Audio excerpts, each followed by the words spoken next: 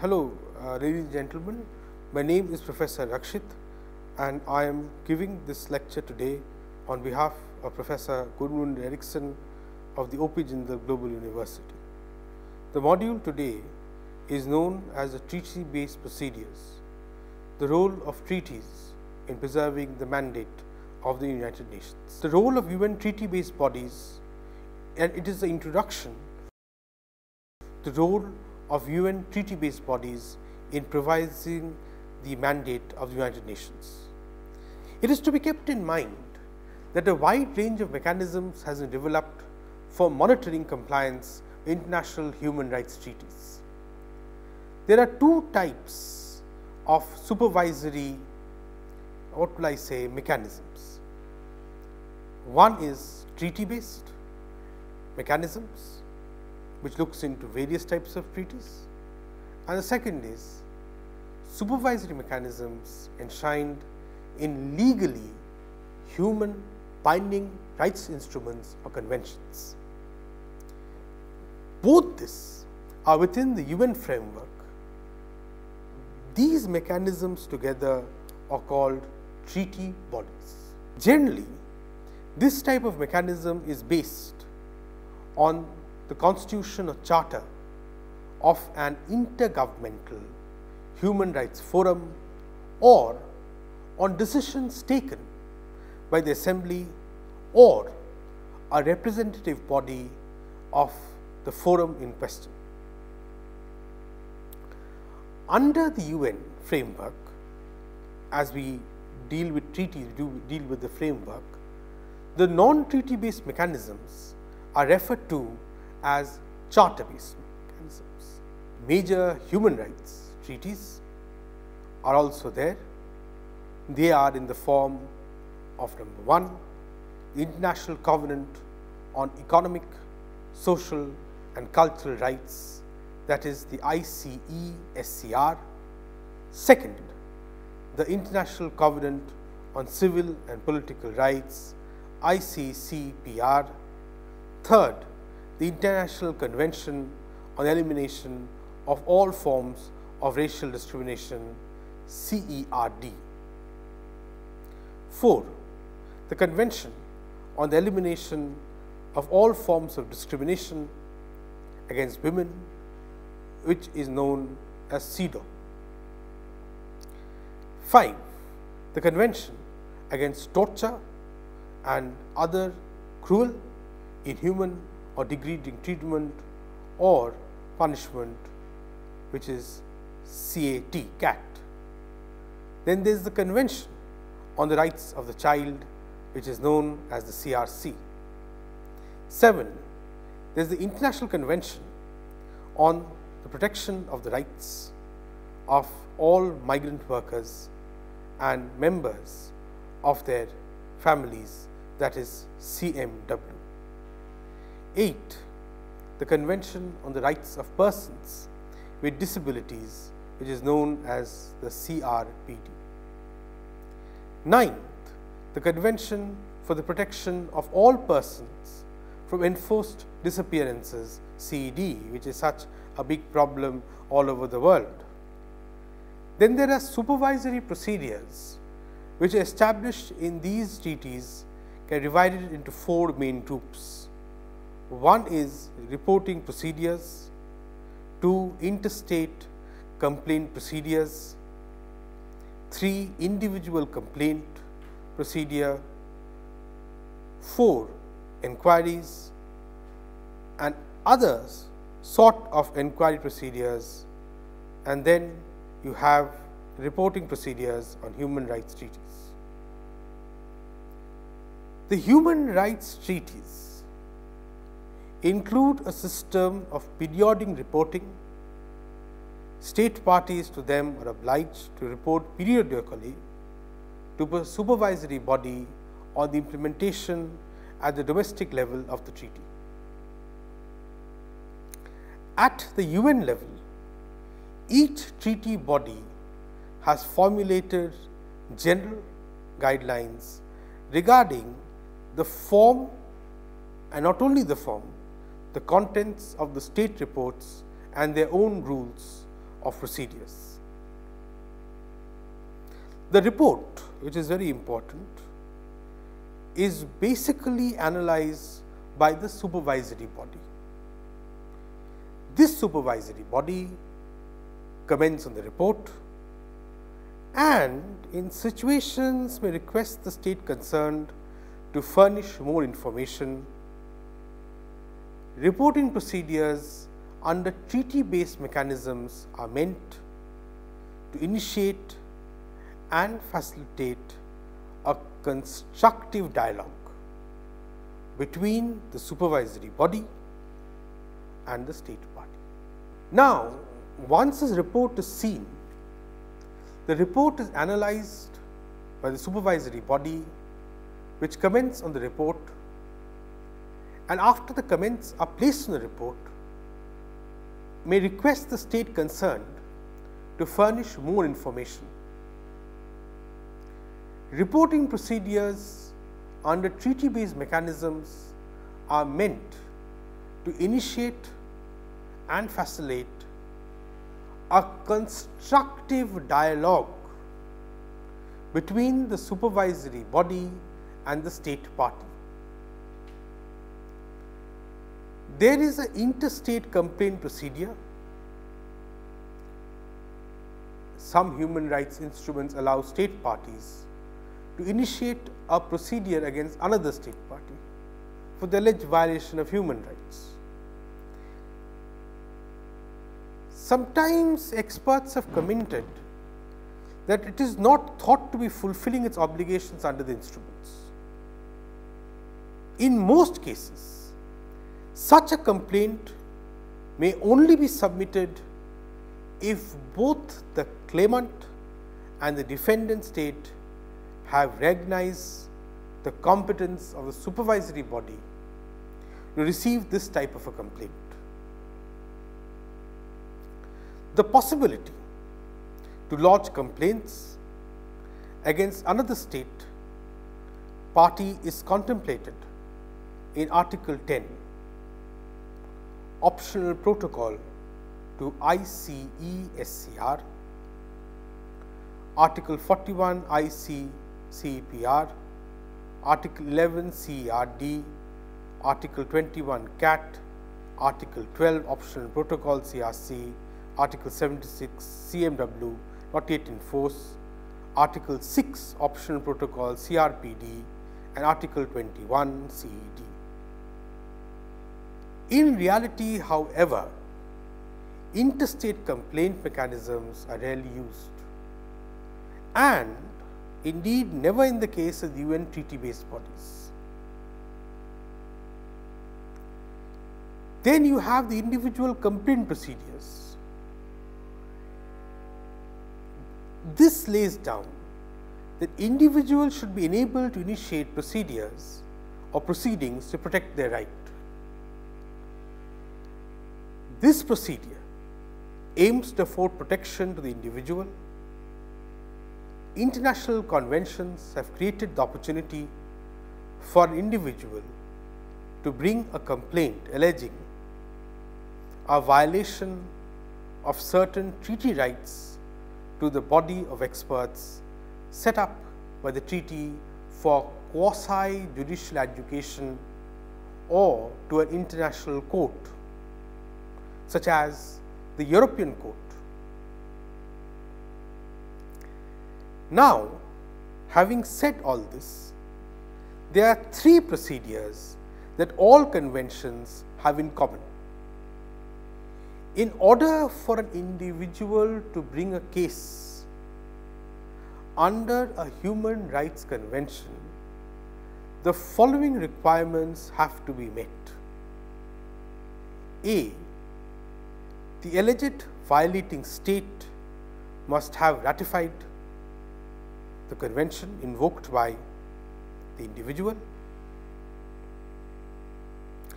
The rights allegedly violated must be covered by the convention concerned. C. The proceedings before the relevant body may only be initiated after all domestic remedies have been exhausted. The UN treaties, design and operations are similar. The system works as follows. A complaint is submitted, the case is registered and later on transmitted to the state party concerned to give it an opportunity to comment. The state must submit observations within a certain time period. There are two major stages in any case. One is the admissibility stage and the merit stage. The admissibility stage requires the formal requirements that the complaint must satisfy before a committee can consider its substance. Then what about the merits? The substance on the basis of which the committee decides whether the rights under treaty have been violated. Now, it is important to note that once the state replies to the complaint, the victim is offered an opportunity to comment. If the state party fails to respond to the complaint, the committee may take a decision on the case on the basis of the original complaint. Now, when a committee decides that the state party has violated a right, it invites the state party to supply information on the steps that it has taken to give effect to the committee's findings, inquiries and other procedures.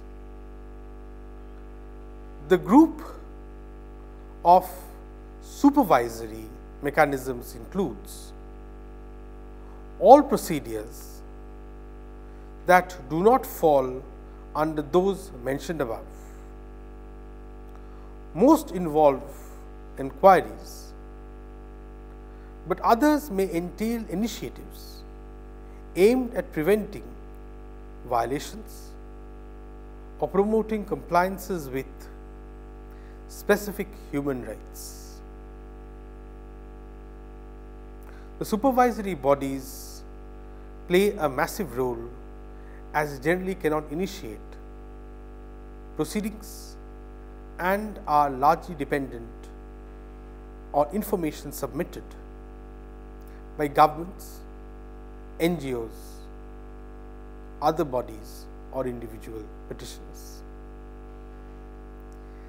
Examples of existing inquiry and other procedures, which we shall do right now. Article 11 talks about the optional protocol ICE-SCR. Article 8 talks about optional protocol of the CEDAW. Article 20 talks about CAT and optional protocol CAT. Article 13 optional protocol CRC, and Article 6 talks about the optional protocol of the CRPD. Article 32 talks about the CET. In order to determine which supervisory mechanism applies in a specific case, the following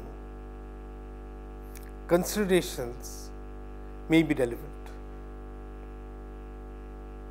Number one, which specific human right has been violated? That is the first thing. Where has the alleged violation taken place? Which government is held responsible and to what extent? Which convention protects this human right? Mechanisms can have a more confrontational character. Sometimes individual complaints are possible both at the universal level at the ICCPR, CAT, CEDAW optional protocol, as well as under a regional system, that is European Convention and American Convention. Human rights instruments generally prohibit the submission of the same complaint to both a universal and a regional system. It is possible to complain before the Human Rights Committee after the European Convention procedures has been exhausted. So, this talks about exhaustion of procedures in one commission and moving on to the next. Most state parties to the European Convention consider this undesirable and have made a declaration at the time of the ratification of the optional protocol to the ICCPR, which excludes duplication of procedures in the same case. So, procedures should not be duplicated, although they can be exhausted after a particular point of time.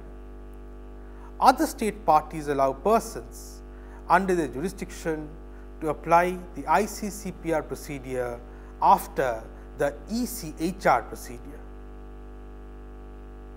Now, let us talk of the effectiveness of these procedures. The purpose of supervisory mechanisms is basically to combat violations and to promote compliance with human rights treaties.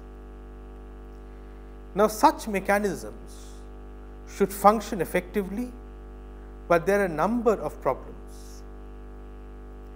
Many countries have either not recognized the competence of the relevant treaty-based mechanisms or have failed to ratify the treaties. Many treaty-based mechanisms are victims of their own success. The number of individual complaints has led to a serious delay in the decision procedures, especially under the European Court of Human Rights. At the UN level, the shortcoming of the individual complaints procedure is the absence of legally binding judgments. Some states do not seem to take the reporting system seriously, and there are a great number of states that have not submitted reports which are required under the various treaties. At present, the reports are overwhelming in number and tend towards duplication. This creates a serious burden for states, especially for developing countries, which have to submit numerous reports. The examination of reports under the treaty-based reporting and the mechanisms thereof also faces problems. The value of reports depends on the depth of research that not only underpins them, the clarity of their content and the timeliness of their production and delivery schedules.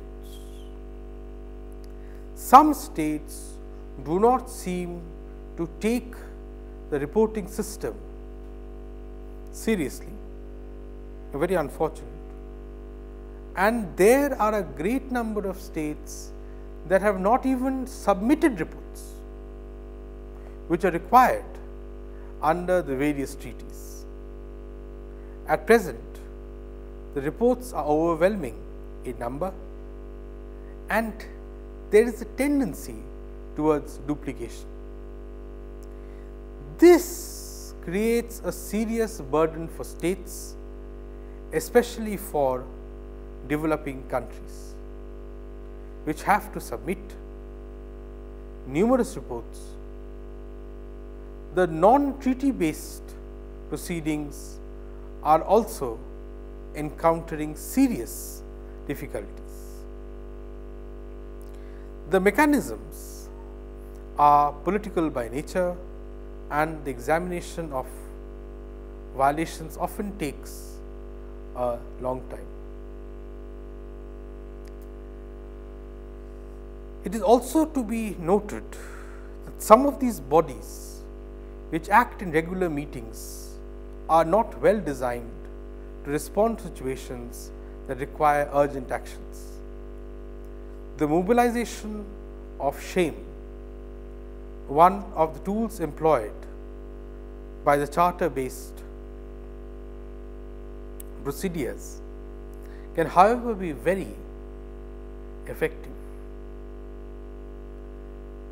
Now, it could be argued that a centralized system, either for the UN treaties or more generally, would enhance supervision. The supervisory mechanisms are the product of specific decision making processes which cannot be simply unified. Mechanisms are the product of specific decision making processes which cannot be simply unified.